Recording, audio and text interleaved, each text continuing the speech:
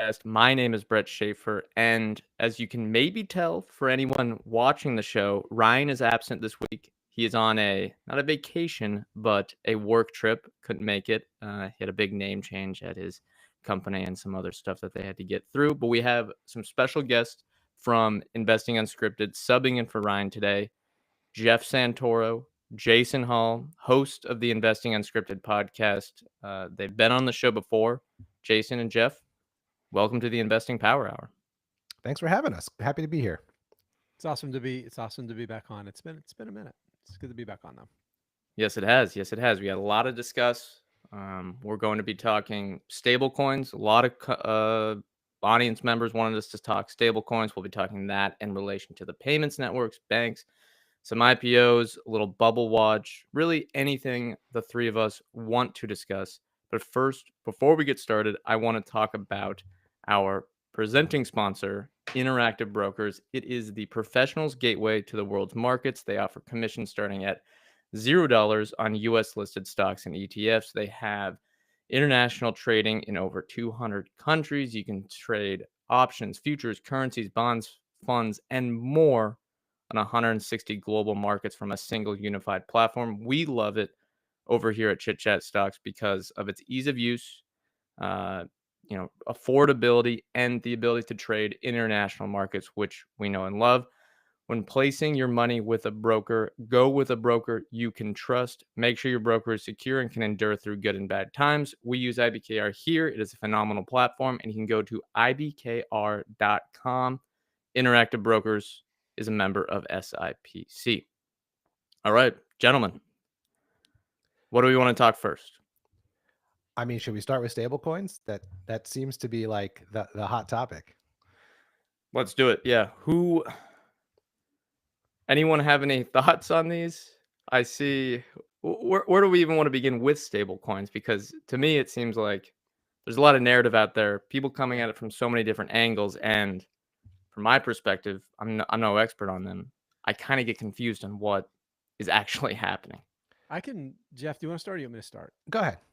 So just the basic idea of what stablecoins do, just for anybody, I think most of your listeners and viewers probably know, but just to be clear about it, the idea with a stablecoin is to have a blockchain asset that has a stable value. Because one of the problems with crypto as a tool for commerce and those sorts of things is the volatility, right? It's the reason people use dollars, and the dollar is the global trade currency, because generally you know how much a dollar is going to be worth in a week, in a month, in a year, right?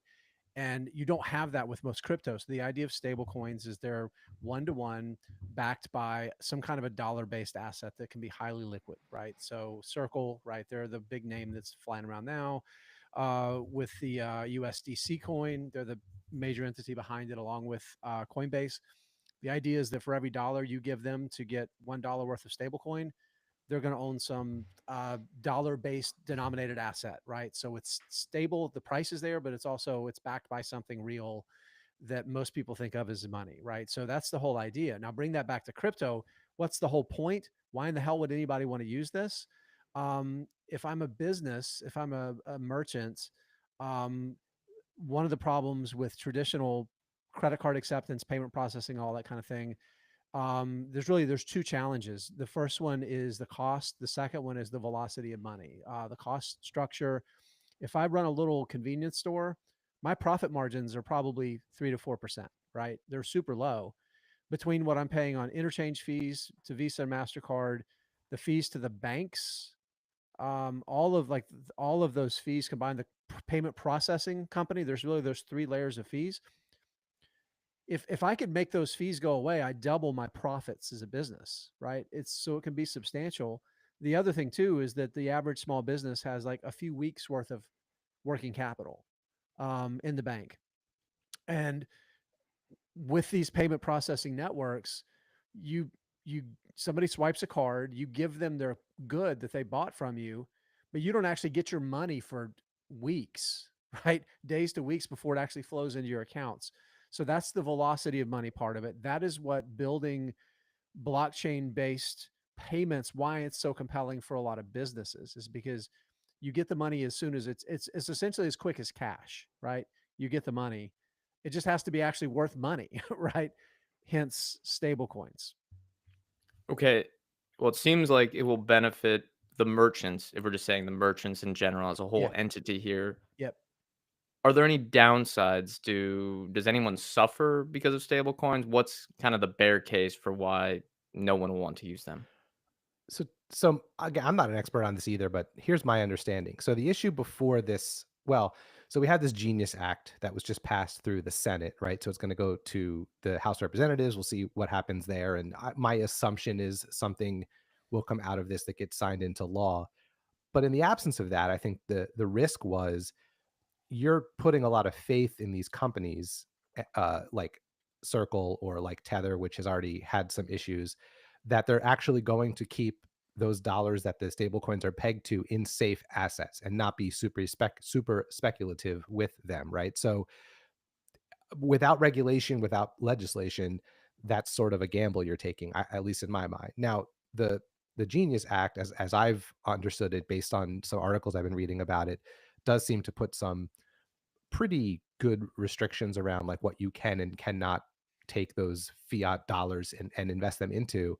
But I don't think it eliminates all risk. So, if one of the things you're allowed to put those dollars in is short-term treasuries, and then there's a bank run on stablecoin, and all of a sudden millions of people want all their cash back, now Circle is selling a bunch of short-term treasuries real quick, right? Which could have broader implications for the whole Yeah. economic system. They might not be able to turn $1 million worth of treasuries into $1 million of cash if they need to Right. sell them quickly.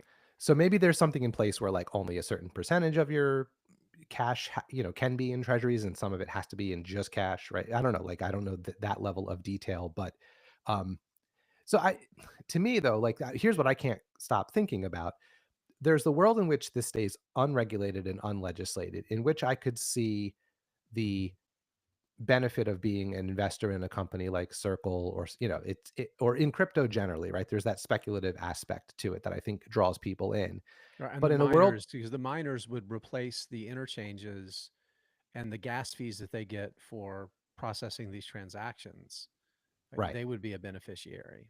And when But you say miners, you mean, say, the cryptocurrency miners, the ones that are using their computer systems, data centers to, say, it's create the cryptocurrency? I'm just trying to bring all the Yeah, right. listeners They're up to doing speed the here. calculations, right? Gotcha. So, and these are honestly, it's funny. These are actually more and more centralized than you'd think. It's not as decentralized as the whole, like the utopian idea of crypto is. All of the entities that exist are very large, centralized entities, which again it flies in the face of the crypto ideal, which is kind of ironic. Well, that's what I'm getting at. Like, this is what I struggle with as it pertains to stable coins and the legislation that just was passed and the Circle IPO is like it's like a binary thing, right? There's like the wild, wild west sort of crypto idealist world where this is going to be an alternative financial system and it's going to replace the dollar. And then there's No this, governments. Yeah. right, decentralized, all that stuff. And now there's this centralized, regulated, legislated aspect of it. So to me, like, if we just keep going down that path, don't we just end up where we already are with I'm just thinking the exact same thing. with Yeah, just I was. faster money and lower fees? Like, Yeah. yes. So like maybe it ends up in a good place. Like, maybe that is a good innovation. Maybe that's a good future to live in, where it's just as stable, it's just as safe as cash and dollars and credit cards, but the fees are lower and it moves faster. Cool. But I don't know. I just can't help but think this feels like a solution in search of a problem right now. Let So me play yeah, devil's advocate with a follow up here. You mentioned the gas fees. Creating these things, I guess, isn't free. Like, there is some right. total cost of Well, there's a maintaining the computer system. using electricity, and somebody had to buy the computer and set it up, and it has to run, right? Yeah. So can those fees, if we compare those to, say, Visa and MasterCard, though their 0.1% that they charge, can that be lower? And then second, again, I'm trying to play devil's advocate here. Yep. With the credit card companies, can people get convinced to switch off of their existing credit cards? It feels like is there a way to replace, the cash back stuff, all that within the stablecoin system if the profit pool is going to be lower? So I go ahead, Jeff, and then I'll I just I don't know enough to your first question about like how the fees shake out in the end. I don't know enough about this to say anything with certainty, but my general operating system for the financial system generally is somehow someone's going to figure out how to make money on fees to be the middleman. I don't care what the technology is. I just feel like it will we will end up there at some point. And on a long enough timeline, I do think you could see this erode credit cards, because remember, there was a time when people were I'm imagining there was a time when people were probably hesitant to use credit cards, right? Like the thing, Jason and I were talking about this the other day, like will the three of us ever get to a point where we're totally comfortable leaving credit cards and using stable coins? Maybe. But is it likely that a kid who's 2 years old right now is comfortable doing that when they're our age? Much more likely. Possible, yeah. So on a long enough timeline, I think almost anything can be disrupted. I just don't know that it's going to be in the time frame that most investors in a company like Circle are imagining. I'm just waiting for deposit insurance, and then it's essentially replicating the banking system. So I think there's a couple things we're leaving out. Number one, I'm glad you mentioned deposit insurance, because that's one of the things I'm thinking about. So a big part of the story that's happening now in real time this week is Stripe and Coinbase and Shopify, right? You have a massive like rails of e-commerce business, which is Shopify, that is now partnered with one of the biggest payment processors, and Coinbase, which is one of the co-creators of USDC with Circle and has a massive interest in Circle, right? That are unlocking, millions of merchants access to be able to accept one of the I think it's USDC is the biggest. It's bigger than Tether, I believe, right? Jeff, it's the biggest Yeah, I think so. stablecoin. So unlocking that, I mean, that is a big story, right? In terms of continuing to move closer and closer to something reaching market acceptance. And as somebody that has used the Shop app a lot more, like I'm using that. I'm still using Amazon the most, but by far the number two is the Shop app for buying from individual merchants for all kinds of things, right? Tracking shipments. I mean, there's still I have it on my phone. There's a lot to be desired with it, a lot of It's improvements great. to be made, but there's potential there. There is, right? So again, if these are precisely so, yeah, yes, Shopify has tons of big brands that use the Shopify system, um, but it's still the majority of the revenues are derived from small businesses that are the ones that can directly benefit from lower fees and improve velocity of money, right? So that's great. Here's the key. Here's the catch, though. They are going to have to create some incentives. You're going to have your early adopters, of course, that are going to use it, right? And there's a lot of people that hold stable coins because you do get a really high yield on it. Now, the yield you're getting is in stable coin, but again, if it's backed by dollars, it's technically better. All right. So you got your early adopters that are they're going to use it because they're on board already. But then you're going to have to start convincing people that it's better. Like, why is it better? You sure? Okay, great. You make a little more money. That's great. Sure. I love you. I want you to do well. But why would I not just use my Amex card that I'm getting these points for that pay for my vacation every year? Right. The whole That's ecosystem with that. Yeah. Right. I'm not that's the incentivized to magic use bullet. stablecoin. Yeah, There's no incentive for me right that's now. the magic bullet. That's it. And the bottom line is that, and we did, Jeff, we did a video that I think it published on our YouTube channel yesterday, kind of talking through this. And what the whole idea of stablecoin leaves out is credit cards. Okay, not debit. All right, debit is cheaper than credit to process already, so it's still not as cheap as stablecoin. But we haven't talked about what is going to replace credit. I was talking to somebody, I can't remember who it was. I think it's a friend of mine here in town who was talking about his grandfather that opened a small business uh, 60 years ago, right? A long time ago. And when credit cards became a thing, they were paying him to accept the card, right? And the reason why is the network effect strength back then was the merchants. Now the network effect strength is the payment, is the network, right? The payment network. And that, once that shifted, then Visa and MasterCard, American Express, Discover can say, okay, you want access to our 1 billion cardholders. all right, it's going to cost you this percentage, right? So that part of the structure kind of got built. And then as the credit card offers were competing with one another, the points programs, the loyalty rewards programs, somebody's got to pay for that.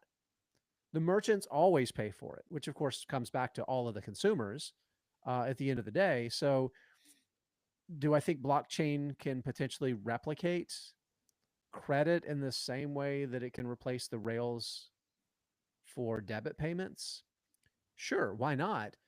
But again, there has to be money to cover the cost of these things, and that's the thing that I haven't seen crypto provide a real answer for yet. Yeah, and Yeah, let me put some numbers on Circle for anyone that doesn't even know about this industry, because you might think, well, this is kind of just some fairy tale thing that people always talk about blockchain. It is a sizable business. There's 40, at least these are the numbers I have from their IPO documents, $44 billion worth in circulation, 4.3 million wallets, revenues $1.66 billion, and they pay a lot out to Coinbase given their relationship. And I think the main reason today people own it or use USDC is you can get 4.1% interest, similar to a high yield savings account, if you hold it at Coinbase. I'm not sure the exact relationships here, but I think, there is, given the fact that they're not a bank, and then according to this Genius Act that has just passed, they can really just hold cash and cash equivalents, treasury bills, repos, money market funds, or putting it in a high yield savings account. I think there's limits on how much they're going to be able to offer customers until that can get fixed. And then I also agree that the big roadblock is consumer adoption, because I'm someone that follows American Express. I think something like 60% of the revenue comes from those interchange fees, which are going to be higher than with stablecoins, but they also have the annual fees paid for credit card holders and the really high amounts of net interest income that they get from making, credit card loans. That gives them the ability to provide a ton of value to their customers, not the merchants, but the shoppers using their cards. Well, Will the stablecoin companies be able to replicate that? Maybe, but there needs to be some more work, I sure, think. they can replicate it, but somebody's got to pay for it, right? Right. So Yeah. we circle back again, which is why this is my whole thing. Like, then we just end up back where we are. Like, that's what cracks me up about the whole thing. I think a good example that we're living through right now is the transition from cutting the cable to streaming. Nobody's paying less now than they were, 10 years ago. You might have been 7 or 8 years ago. Like when it was, when we were just all starting to cut the cord, but it's working its way back, right? Yeah, no, it totally has. The other thing I can't, there's so many other questions I have about both stablecoins generally, the Genius Act. So, reading about the Genius Act, it talked about how there's like 3 buckets of who can issue stablecoins, right? There's banks, and then there's like companies, like there could be like Amazon Coin and Walmart Coin, but then there was a thing that under, I think, $50 million worth of assets, then it's regulated by states. And then once you kick over that 50 million threshold, then it like kicks to then it has to go to like the federal legislation, but it has a year to do that. So like there's going to be all these weird little loopholes where there's a coin regulated by Iowa that someone's doing something funky with somewhere else, and it's not, it's $51 million. So in a year it'll be regulated by, like, there's all these weird things that I just, people are going to find loopholes in, because they always do. Same thing with know your customer stuff, right? Like all of the anti-money laundering, anti-crime aspects that are built into the financial system. There's some of that in this act, but again, like, what are the loopholes? What are the ways around that? I think those are things that have to be, have to shake out over time. And the last thing is, we're 3 people who pay a lot of attention to this because it's a stock story, it's an investing story. Like, what's going to convince someone who pays no attention to all this, like back to the consumer adoption, to give up FDIC insurance? Yeah. Like, and a free card, like the cards, again, there's the fee cards, like the travel or airline ones, but right, most credit cards, it's pretty affordable for the consumer to have if you pay your bills on time. And now you have to have an account at Coinbase or some other website, or you have to have a digital wallet, or, it's just, there's so much clunkiness that I just think we're really far away from mass adoption, even if this goes in the most generous direction for the next 5 or 10 years. What I'm trying to decide is when this goes live, how long is it going to be before we hear about a merchant on Shopify that got wiped out of $100,000 of Mm, stablecoin that they kept because stupid lacks security on their end. Somebody, Hmm. got their password, and it right. wasn't North in an Korea got the FDIC. assets. Yeah, Yeah. and it wasn't in an FDIC insured account, so they have no, fallback. So, and I'm sure, again, I'm a Shopify shareholder, and I plan to be for years, and I'm sure they're working on things to try to help prevent those things from happening to their merchants. But I mean, there's just so many aspects of the reason the banking system is the way it is. There's reasons, right? Right. Like those fees we talked about, there's reason those fees are in place. And part But of it is because the payment processors are so dominant, they get to set the fee. I mean, they set the price. They're not just price takers anymore. Um, but the big thing is the merchants are going to want to have access to people that have money, right? And people that use credit cards on these reward programs are the people that always have money, right? So they're using the card because they get the points and then they pay it off every month, right? Those are the perfect customers to have. And you don't get those for free. Okay. I want to do another topic, but to close things out, bring it back to a stock related question. Visa, MasterCard, I think American Express too have dipped on this news. The announcements from the rumors about Amazon. You talked about Shopify, Coinbase, and Stripe. If it dips more, gets to a price you feel is reasonable, are these companies, given the stablecoin risk, you guys would be willing to add to your portfolio, or do you own them today? I don't own them. So we we were talking to a colleague, Jason and I, about 3 or 4 years ago at a get together. I won't say who it is, and they told us at the time. He told us at the time he had just sold all of his Visa and Mastercard because he was so convinced that blockchain was going to be the future, and so we of course did what all people do who are investors in the same room. We argued about it for like 3 hours, and my pushback, and this is, I will admit, I'm coming at this from a low level of like deep understanding, right? I've only really started to dig into this, but my gut reaction, and I think I still feel this way, is Visa and MasterCard and American Express are businesses that have been around for a very long time. They know exactly what has made them successful, and they're aware of blockchain. So I can't imagine a scenario where they get massively disrupted over the long term to the point where they're no longer worth being invested in because they didn't see the threat from stablecoin or from blockchain or from crypto generally disrupting them. Like it just doesn't seem like this is one of those disruptions that will come out of nowhere. I don't think they have their heads in the sand. I don't think they're blowing this off. So my sense is they will find a way to live in this new world to what extent it exists and to thrive in it, even if maybe the margins are a little lower. Maybe they don't deserve today's valuation, right? Maybe they're not going to be as dominant in the future. But I think that future's further off than other people do, and B, I think they could probably still be fine businesses, even if a little less dominant. That's my take on it. I'm not interested in them at all. So like, I haven't really given much thought myself about whether I would or not buy, but I don't know that I would be selling out like our friend did a few years ago and just throwing my hands up and saying they're done. I own Visa and MasterCard, but I also own about 15 different crypto assets. So I want to be clear, anybody out there, any crypto bros that think I'm just a stodgy investor that won't change. So yeah, I actually own more crypto than I do Visa and MasterCard. And I'm not selling my Visa and MasterCard. All right, that's good. I own neither. They're on the watch list, but I think this is a small risk right now, could turn into a bigger risk at some point. But like Jeff said, these are high quality businesses with competitive advantages. And the time you get to buy high quality businesses is when there is some sort of uncertainty that Hmm. popped up. So if this causes them to go on a 30-40% drawdown, that could be a good buying opportunity. TBD though. I don't think right now the stocks aren't cheap. They're only Yeah. down 10%. I But just look, but they're Visa's never still cheap. up. But they're never, if you look at the margins they get, I mean, they get better margins than like really good software companies do. So Yeah. just But be I mindful also, that you're never going to get a great value on these. I Hey, also, never say never. Never say Fair, never. fair. Okay, fair, but let's fair. just say you did get it. But let's just play this out for another minute or so. Let's say you did get this incredible discount to what you think the the company is worth, right?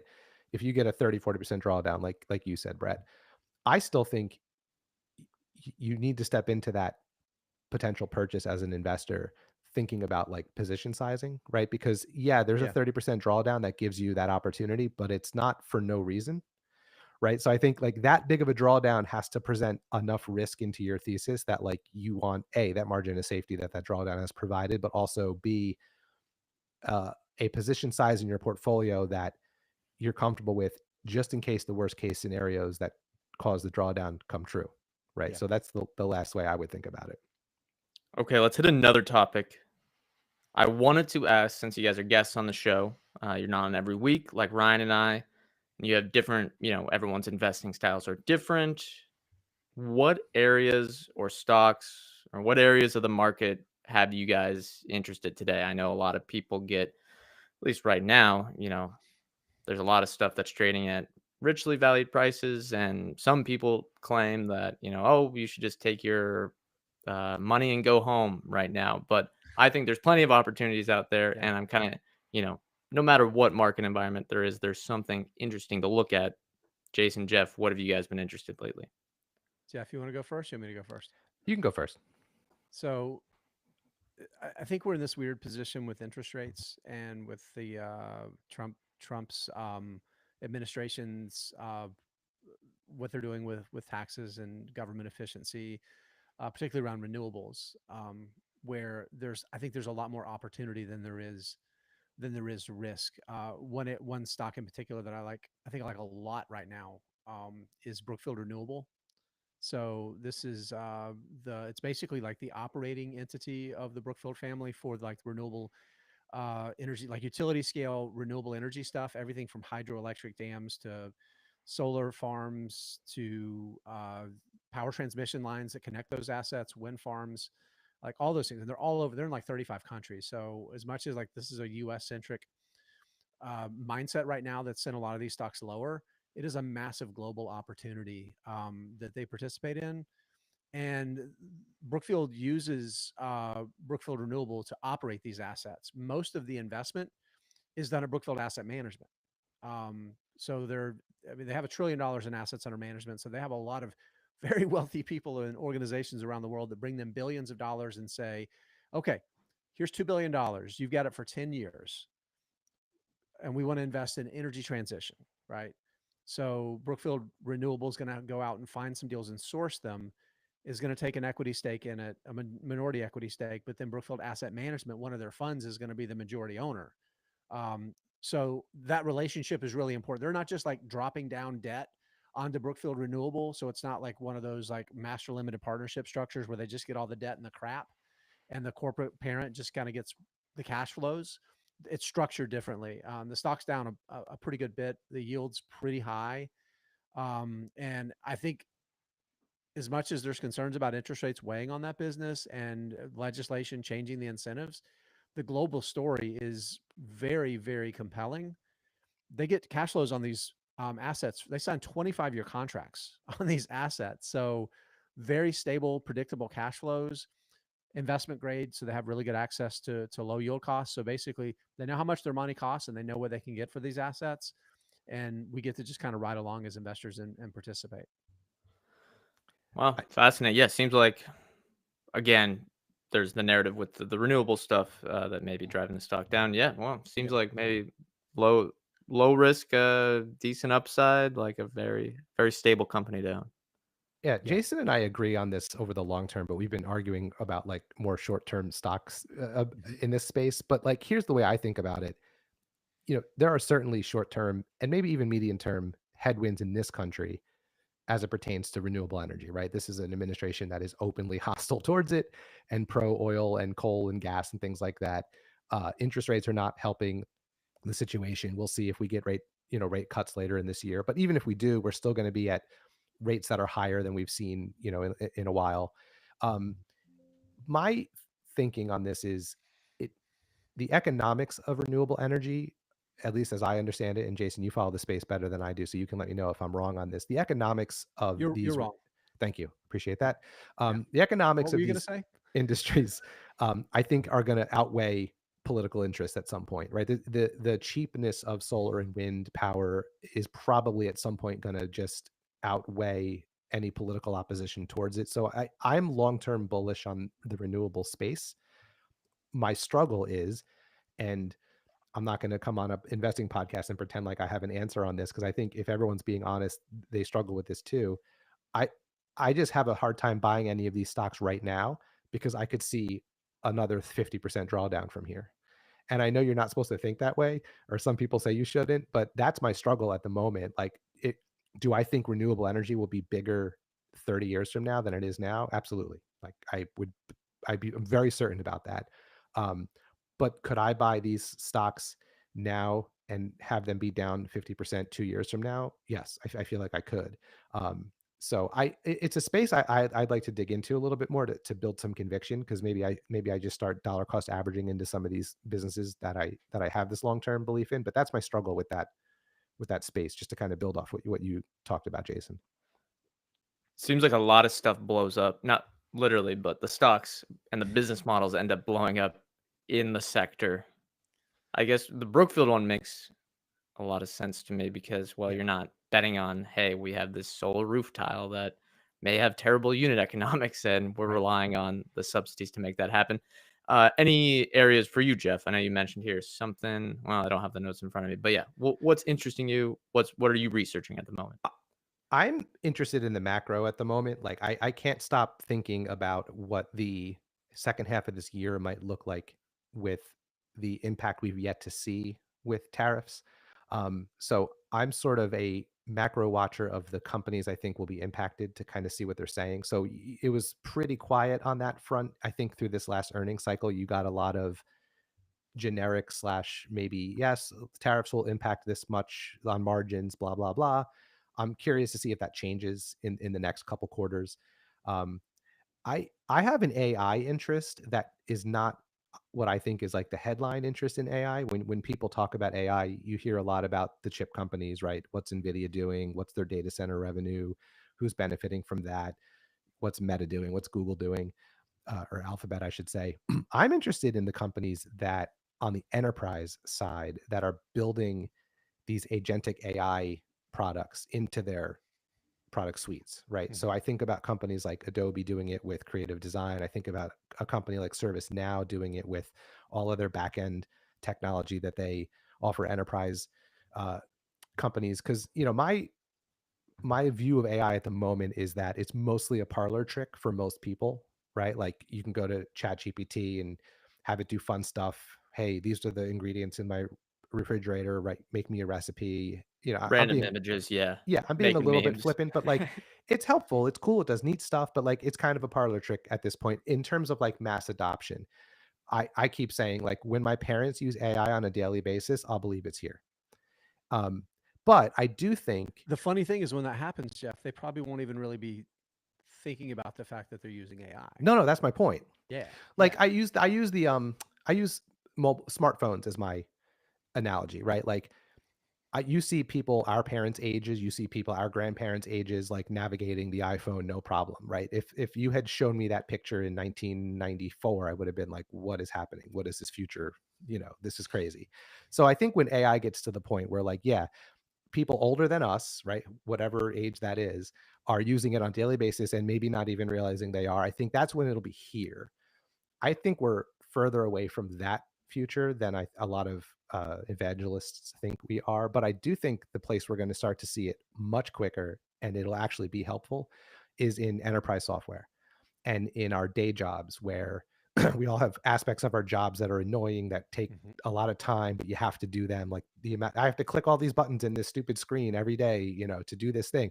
Like when AI can start doing that stuff for us, I'll start to say, okay, that's interesting. So I'm keeping an eye on the enterprise software companies specifically that are talking a lot about it, building it in. Because right now it's a lot of talking about it and building it in and spending. And I want to start to see them say our AI revenues were up 80% year over year or whatever. Like I want to start to see customers of them paying up for these AI features that they're building in. So like that's one area that I'm interested in following, because I don't think AI is a fad. I think we're in some level of a bubble when it pertains to like the infrastructure spending potentially. But I want to see when it starts to get into our lives in a meaningful way. And I think enterprise software might be the next place that happens. Yeah. And hey, if there's an overbuild on infrastructure that can help some of these software companies, they're not the ones that are going to be hurt by that. Right. Yeah. Fascinating stuff. Yeah. I have not thought of the renewables for a long time. Maybe, hey, it's been a tough few years for that sector. Maybe it's the time to start digging in. We have some other topics we're going to be talking. I think an interesting company, Brown-Forman, an alcohol former compounder that is down 70% from all-time highs. But first, we have to talk about another one of our sponsors, Blue Chippers Club. It is a tight-knit community of stock-focused investors that you can join, and it was started by two friends of ours. Let me just go off script a little bit. For example, I did a research report this week for the podcast on a company called The Real Brokerage. I can post notes on it on Twitter, X, whatever you want to call it. And you don't really get much in response except some spam bots. But if I post it on the Blue Chippers Club, a nice little summary of the report with a link to the Substack, I get some thoughtful responses and we get some conversations, some pushback on the ideas, and really helping everyone become a better investor together. If you are interested in joining, head on over to bluechippersclub.com and hit apply. Tons of listeners of the Chit Chat Stocks podcast have started to join. The link for that will be in the description, or reach out if you have any questions. Okay. Let's talk Brown-Forman. The stock is in a 68% drawdown. I guess for anyone that doesn't know, they're the maker I of need Jack to pour Daniels. myself a Jack Daniels before we talk about this. You could not have picked, exactly. You could not help, have picked help, help with volumes. They need a lot of help here. This is right in Jason's wheelhouse. The They man loves used to- whiskey. They used to trade at a PE of 40, but it's now dropped down to 14. But when I look at the numbers from our friends at not FinChat anymore, Fiscal.ai, their operating earnings don't look that appealing. I'm seeing here on the chart their fiscal year. I think it would be their fiscal year that ends in April of 2016. Just over $1 billion in operating income. Last 12 months, $1.16 billion. So it's barely grown, which I was surprised to see given that it usually trades at a premium valuation. Have you guys followed this company? I think the alcohol sector has turned into a bit of a battleground because there's people that think it's turning into cigarettes and it's going away. And then there's other people that think, hey, look, these are good companies with pricing power. And this is the one time we're getting them at 15 times earnings. Jason, it seems like you have some thoughts here. So why don't you go first? Yeah, I'm a bit of a whiskey collector, so I follow, and as an investor, of course, I'm going to pay attention to what's going on with Brown-Forman. But if basically what's happened with the spirits industry is coming through the pandemic, volume skyrocketed and demand went higher, and a lot of people started buying more like moderate to high end spirits. So Brown-Forman, Jack Daniels, Woodford Reserve, Old Forester. There's another one I can't remember that's they own four whiskeys. They also own a couple of Irish whiskey, four bourbons. They own an Irish whiskey, some Scotch, gin, rum. They have a full portfolio, but the whiskey business is a pretty big part of their mix. And anyway, Most of their volumes are Jack Daniels, right? that's that's a pretty substantial portion. But what's happened is coming out of the pandemic, two things happened. A lot of additional supply came online. I can't remember the name off the top of my head, but they're basically a contract producer for the spirits industry, a company based out of Indiana that does a tremendous amount of production for a lot of the industry. And a lot of supply came online, and then demand just kind of stalled. And we have a lot of excess inventory across the industry right now. A lot of the distributor channels have been focused on selling through, so it's put a lot of pressure on a lot of the industry, including Brown-Forman. Now, the other thing that we're seeing too is a really fertile market for Brown-Forman is Europe and Asia. And now with the trade war, and we've seen this before going back to the first Trump administration, where the EU literally put in retaliatory tariffs against the state of Kentucky. Now, of course, Jack Daniels is a Tennessee product, but a lot of their whiskey. So the reason they went after Kentucky was because whiskeys, and at the time the I can't remember his name. The was the Speaker of the House or the majority? Oh, Mitch McConnell. Mitch McConnell, right? So there were reasons why they specifically targeted. But the point is that we're in another political environment that could be unfavorable for really where the company's looking for a lot of their growth, and that's selling into Asia. So that's another headwind. And where I'm trying to kind of figure out, and you've got something brought up on the screen, is this represent a value opportunity and just kind of a weird place in the cycle where demand is going to recover? Or is this kind of like buying Coca-Cola in 2003 or 2004, where you're getting a good business and a dominant leader, but the secular trends around consumption are disfavorable, and yeah, you'll make money, but you're not going to beat the market. Right. You went from, for that Coca-Cola example, most of the 20th century, just more consumption, more volume growth. And then that kind of switched in the 21st century, and the whole business model changed. Didn't make them a terrible business, but it's not one you wanted to buy at 40 times earnings. Let me just, for the listeners that aren't watching here, I pulled up a chart quite easily on fiscal.ai. As a side note, use our link, fiscal.ai/chitchat, get 15% off any paid plan. It has whiskey shipment volume going back to, say, July of 2022, and it's declined at over 5% a year. And that is that kind of COVID bullwhip effect that Jason was talking about. Right. I think the big question, which I've seen people debate endlessly, is it secular or cyclical? Right. I don't know yet, but I feel like at this price, 70% drawdown, PE of 14, you still have probably plenty of pricing power within these products. The fact that, they're not the reason that the bar sells you a $20 drink, at least in Seattle. There's, a bottle of whiskey is maybe $20 to $50 or maybe even more. But I still think, again, with the premiumization and stuff like that, there's plenty of room to just raise prices, even if volumes aren't that strong as they once were. Hey, for me, it feels like a good time to take a plunge and maybe take a position in one of these things. I think it's hard. There's recency bias in all of this because, the debate I hear is, like you said at the beginning of this topic, Brett, like, are alcohol companies, alcohol sales going to go the way of tobacco?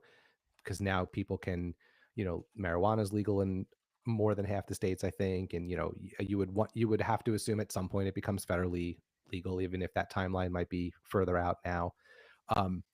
But that's only happened in the past, 10, 15, 20 years, if you want to go back to like the first state to legalize, cannabis in any way.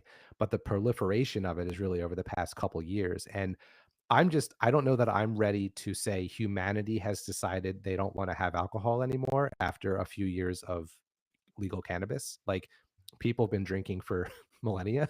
So, but I think the question, since the first person got some funny honey. Right.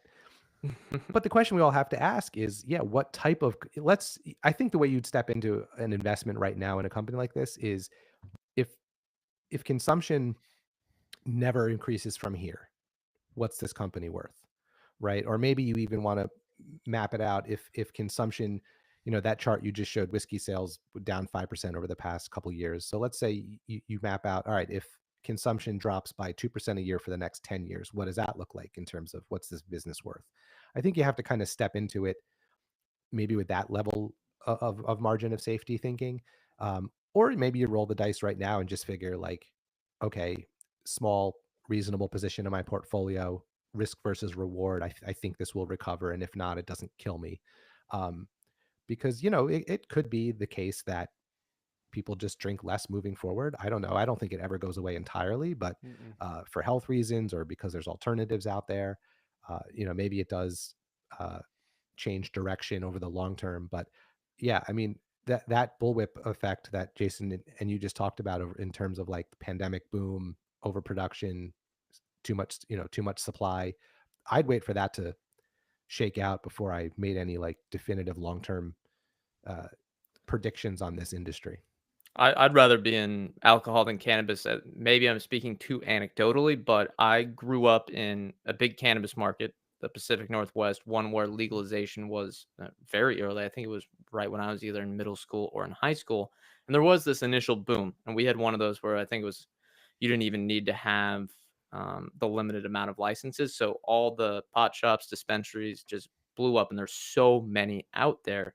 And a lot of people started using it. But Mhm. I have found that a lot of my friends have started to quit because they would rather just have an occasional drink. So it's not, I would have high conviction in saying that alcohol is not going to get entirely replaced by cannabis. And I would actually say cannabis probably is going through, in at least some states, an initial boom bust cycle. And then it's going to have some sort of stable consumption going forward. Here's the other Yeah, I thing think that I think is worth thinking about, because again, the cannabis boom is recent over the course of, if we look at the long term. You know, what I've noticed anecdotally in my friend group, and I'm 45, so my friend group is middle-aged people. Um, if I just went on anecdotal evidence, I'd say, wow, so many people I know have, because we legalized in New Jersey a couple years ago. So a lot more people in my age are, I would say, like either occasional or maybe even regular users where they never were before because it was illegal and hard to get and all that kind of stuff. But you know what else happens when you, with most people, when you get to your mid 40s, you start drinking less yeah. because you, the hangover that would go away by 11 a.m. the next day now takes 3 days. So Right. there's that aspect of it too. Like Well, you who's, move up the quality. You drink less, but you move up the quality. that's another That fair could point. help with Brown Foreman, right? There you Right. go. Right. And So that's exactly the point. Yeah. it's just a very, I guess my what I'm trying to get at is it's a very short time frame, I think, to be making grand predictions on where things are heading. And yeah, there's the boom bust cycle that you just described, Brett, I think is real.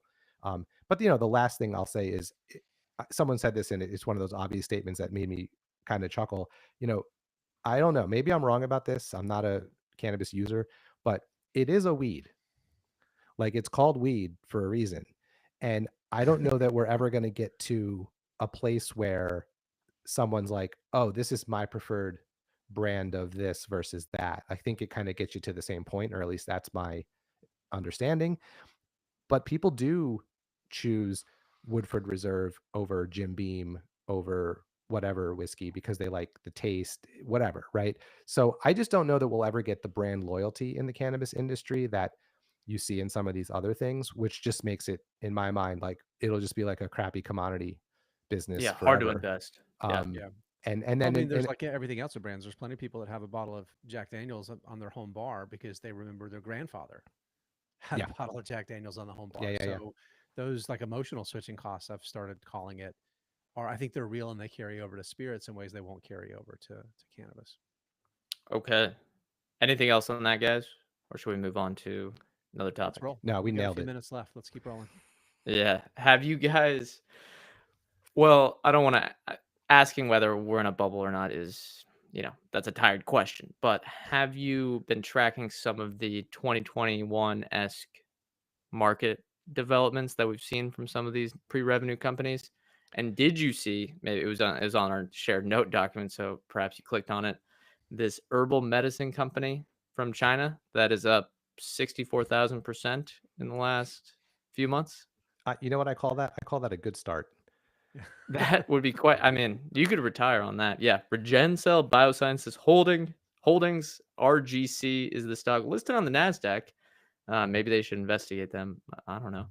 Here's an article from Bloomberg. Incorporated in the Cayman Islands, of course. Of course. The firm aims to treat neurological disorders like ADHD and autism through traditional herb-based medicines. And that's about it. So I don't even know if you I call just them bought some shares while biosciences. we were talking. I'm in. Um, Yeah. Uh, I say this as a bit of a joke. And again, this company has a market cap of $31 billion as, I guess, yesterday. I don't know what it's trading at. Well, market's closed today. So that was where it closed yesterday.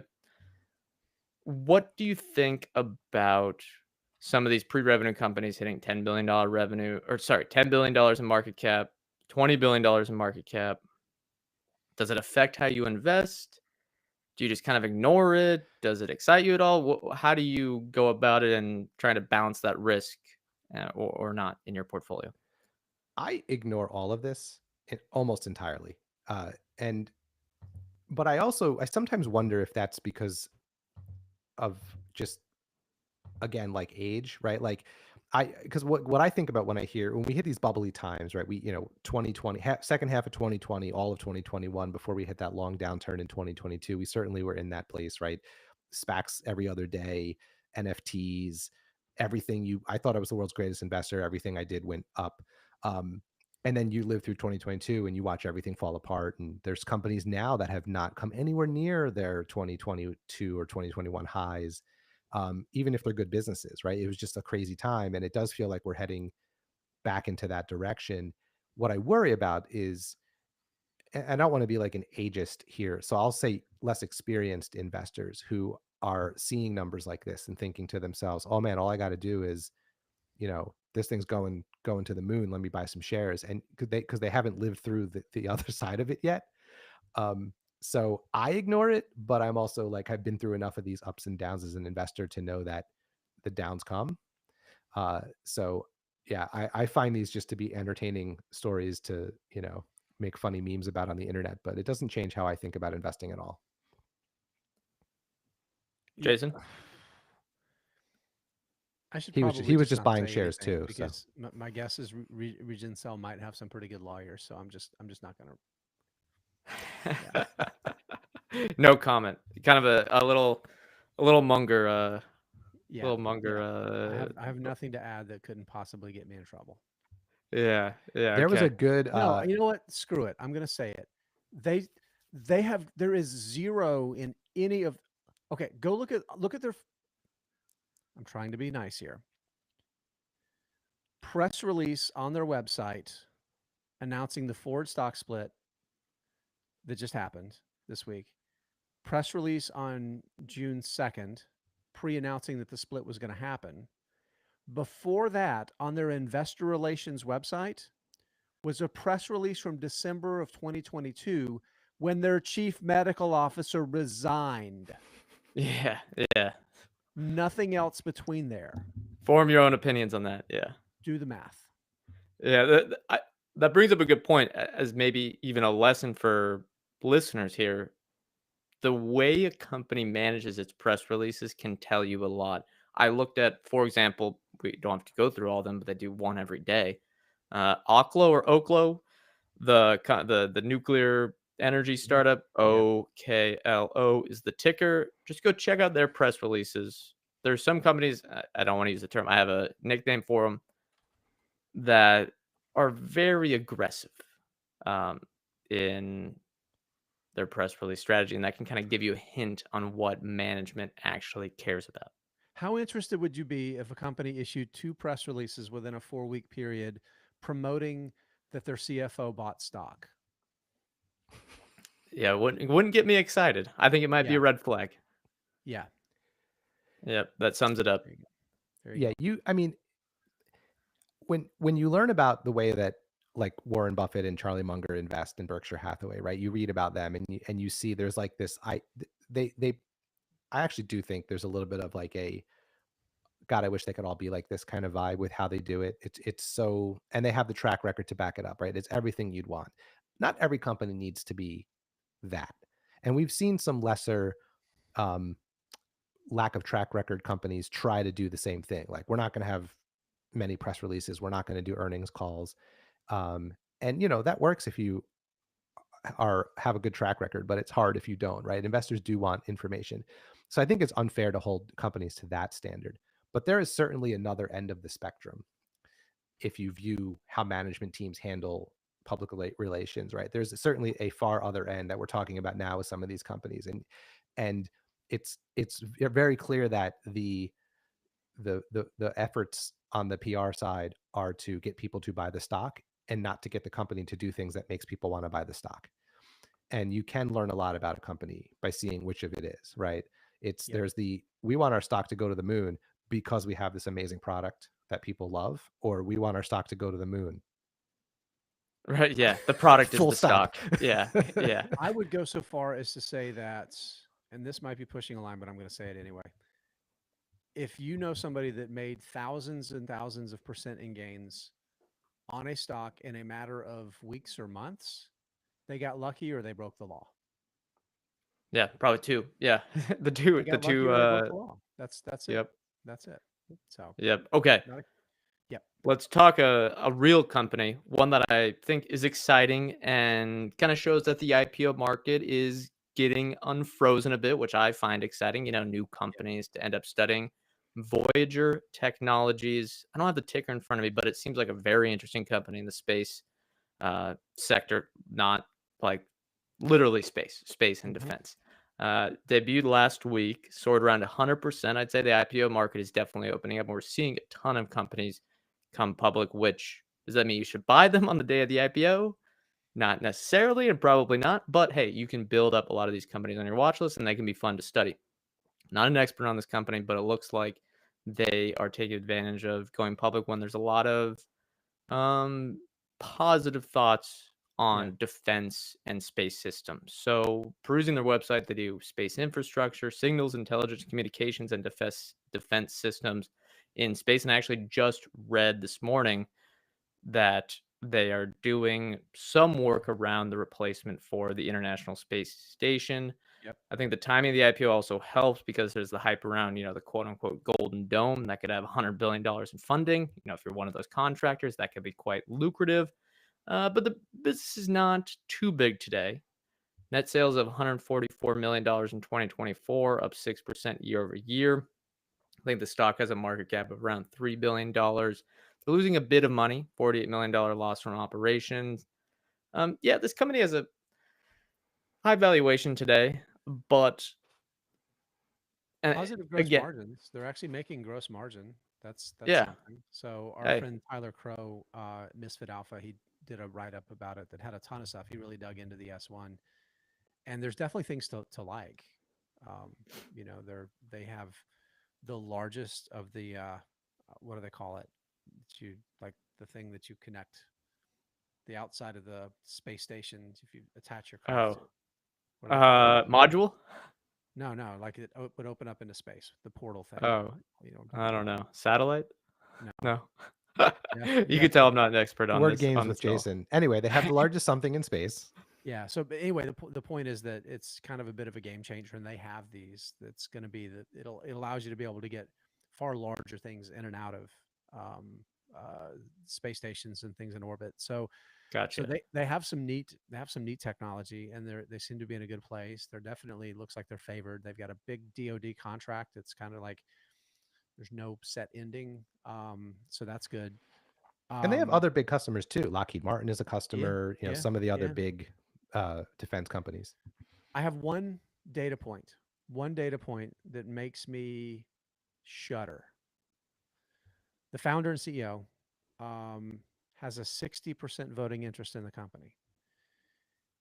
He has a 5% economic interest in the company.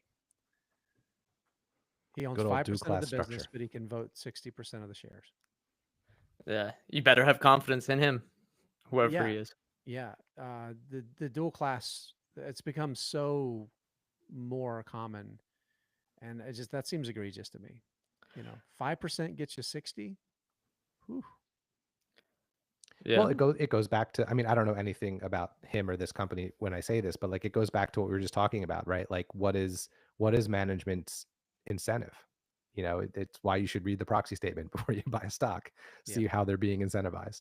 Mm-hmm. Yeah, and I think there's two, like there's downsides and upsides of the dual class share structure, but it does Agree. add risk because you are essentially putting all your trust in this one person, Yeah. and they can have that long-term vision. They can ignore any activist investor. They can essentially do at the end of the day whatever they want. Well, But you you could better get trust Kevin them, and they Plank. better be aligned with shareholders. Yeah, you could get Kevin Plank, which is great for the Right. first Yeah. 10 years, and then it's been terrible since then, right? So that's the risk. Yeah. It can unravel quickly. It can. Yeah, it really Yeah. can.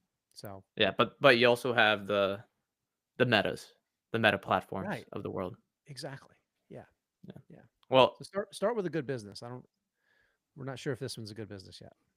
yeah, exactly. What it I kind of like this sector today, though, because, and it could be wrong, but I feel like over the next decade, there is going to be a lot of spending Yeah. Oh within yeah. all of Yeah. this stuff where they are playing. Yep. Yep. Yeah, I Yeah. agree generally. I don't know that I'd put my faith in the Golden Dome, but even No, absent of Yeah, that, yeah, that we'll It's see if that happens. yeah. Yeah. But even Yeah. absent of that, I mean, we do have a space force now. Like you don't hear much about it, but that actually did happen. Yeah. It's a thing. So I do think you're going to see more spending in this space for sure. And the launches with new companies coming online like Rocket Lab, and you still have Intuitive SpaceX out Machines there. is really Yep. interesting too. Yeah. Yeah. There's some neat stuff out there. There's some good Yeah. companies that are doing like good economic things. Yeah. Yeah. Definitely not a low risk industry. You're not selling No. candy bars or No. maybe Jack Daniel's whiskey, but As Lou Whiteman says, space is hard. I mean, SpaceX blew up a rocket this week, so yeah, I saw that. I saw that last night. Yeah, you can literally have your product just blow SpaceX up. blows up a rocket every week, though. not Yeah. every week. Once a Hey, year. R&D budget. R&D budget. Yeah, maybe once a quarter. Once a quarter. That's a good pace. All right. Jason, Jeff, running long. Thank you for joining the Investing Power Hour today. Quick elevator pitch. Why should people listening to your podcast, Investing Unscripted? Nobody has more fun arguing with one another than me and Jeff. Yeah, I that's agree a with good way that. to say it. Well, here's my elevator pitch. You guys do such a great job at Chit Chat Stocks of breaking down companies, talking about specifics, financials, things like that. That's why I listen. Our vibe is more like two guys who like to talk about investing, just asking each other questions. Our tagline is asking the difficult questions about investing. Notice we did not say answering them. We'll give our answers, but we encourage people to kind of come to their own conclusions. So we don't act as experts. We just sort of sound like two guys at a bar talking investing. And investing, there's picking stocks, and then there's everything else around personal finance and investing, right? And we like to have those other conversations too. All right. Yeah, that's why the name Investing Unscripted is perfect. I'll have the link to all the platforms within the show notes, but you go search Spotify, Apple Podcasts, YouTube, or really wherever you get your podcast, Investing Unscripted. It'll pop up. Give Yep. them a follow. Let's Yes. hit the disclosure and get out of here. Jason, anything else before we leave? Thank you. This was great. Appreciate it. It's always fun to be on. Yeah. All agreed. right, Thanks let's for hit the having us. disclosure. We're not financial advisors. Anything we say on the show is not formal advice or recommendation. Ryan's not here today, or any podcast guest may hold securities discussed in this podcast, may have held them in the past, and may buy, sell, or hold them in the future. Thank you for the few people that came on the live stream and asked a couple of questions. You can do that every Thursday when we go live with the Investing Power Hour, or listen wherever you get your podcasts. And we'll see you next time.